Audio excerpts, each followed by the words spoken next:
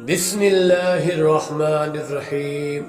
اللہ کے نام سے شروع جو بڑا مہربان نہایت رحم والا ہے۔ ایک بادشاہ کی 7 بیٹیاں تھیں۔ بادشاہ نے اپنی ساری بیٹیوں سے سوال کیا، تم کس کا دیا کھاتی ہو اور کس کا دیا پہنتی ہو؟ بڑی 6 بیٹیوں نے تو فٹافٹ جواب دیا، ابا حضور ہم آپ کا ہی دیا کھاتی ہیں اور آپ کا ہی دیا پہنتی ہیں۔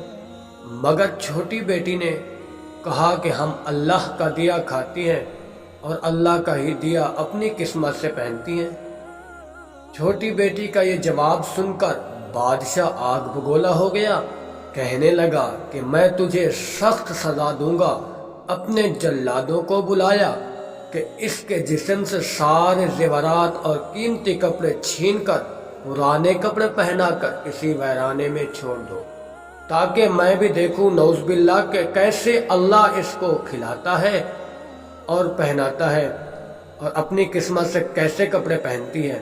بادشاہ کے سپاہی چھوٹی لڑکی کو لے کر ایک سنسان جنگل میں پہنچے اور ویرانے میں چھوڑ آئے۔ لڑکی تبسم لہجے سے جنگل کے اطراف نظر دوڑا رہی تھی۔ اسے درخت کے علاوہ جنگل میں کچھ نظر نہ آ رہا تھا، مگر اس سے ذرا برابر بھی غم اور خوف نہ تھا۔ شام ہونے والی تھی۔ لڑکی نے سوچا کہ لکڑیاں جمع کر لوں، رات کو جلانے کے کام آئے گی، جس کی روشنی سے کوئی موذی جانور بھی قریب نہ آ سکے گا۔ لڑکی جنگل میں دوڑ دوڑ کر لکڑیاں جمع کر رہی تھی کہ اچانک اس کی نظر جنگل کے بیچ ایک جھوپڑی پر پڑی، جس میں ایک بکری بھی بندھی تھی۔ اسے تعجب ہوا۔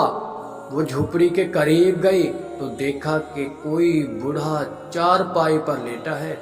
بوڑھے نے لڑکی سے پوچھا کہ تم کون ہو؟ تم یہاں کیسے آئی؟ لڑکی نے اپنا پورا ماجرا بیان کیا۔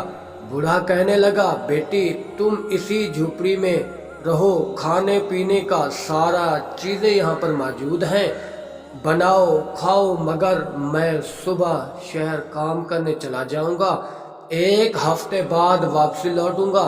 لڑکی جلدی جلدی جھوپڑی صاف ستھری کرنے لگی۔ صبح بوڑھا شہر چلا گیا۔ اب لڑکی اکیلی رہنے لگی۔ شام میں اس نے بکری کا دودھ نکالا، آدھا پیا اور آدھا برتن میں رکھ کر جھوپڑی کے دروازے پر رکھ دیا کہ کوئی بھوکا جانور پی لے گا۔ رات میں کوئی سانپ آیا، دودھ پیا اور قیمتی موتی اگل کر چلا گیا۔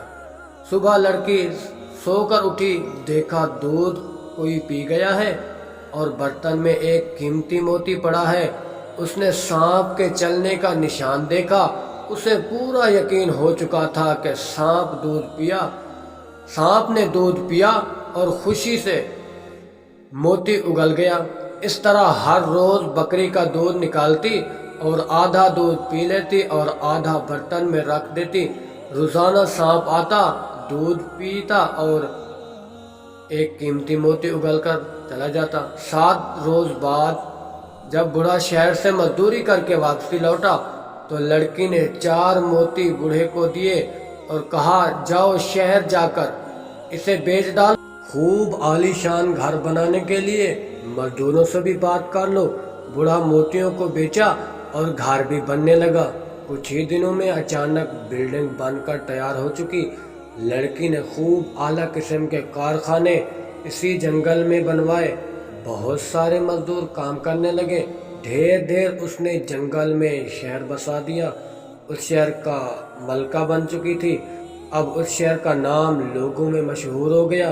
دنیا سے لوگ اس شہر میں سیر و تفریح کے لیے آنے لگے اور تشریح کرنے لگے۔ کچھ ہی دنوں میں اس شہر کا چرچا لڑکی کے باپ راجہ اور 6 بہنوں کو بھی خبر ملی۔ راجہ کو بھی وہ شہر دیکھنے کا شوق ہوا۔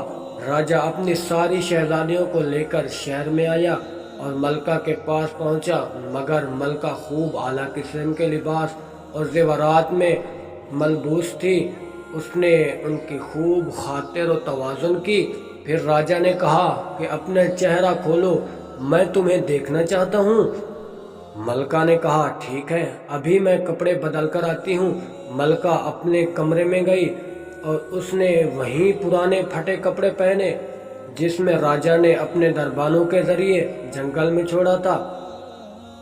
ملکہ اپنے باپ راجا اور 6 بہنوں کے پاس پہنچی اور بولی، دیکھو مجھے۔ راجا اور بہنیں دیکھ کر حیرت رہ گئی۔ اسے ساری بہنوں پر اس پر رشک کرنے لگی اور سوچنے پر مجبور ہو گئی کہ اگر ہم بھی کہے ہوتی کہ ہمیں اللہ روزی دیتا ہے تو شاید ہم بھی ملکہ بن کر مالدار ہو جاتی۔ راجا رونے لگا اور اسے احساس ہو گیا کہ روزی دینے والا اللہ کی ذات ہے۔ کسی دنیا کے راجا کے پاس اتنی طاقت نہیں کہ کسی کو روزی دے سکے اور مالدار بنا سکے۔ ہر چیز پر اللہ ہی قادر ہے۔ دوستو، ہماری ویڈیو آپ کو کیسی لگی؟ برائے کرم لائک کریں اور اپنے دوستوں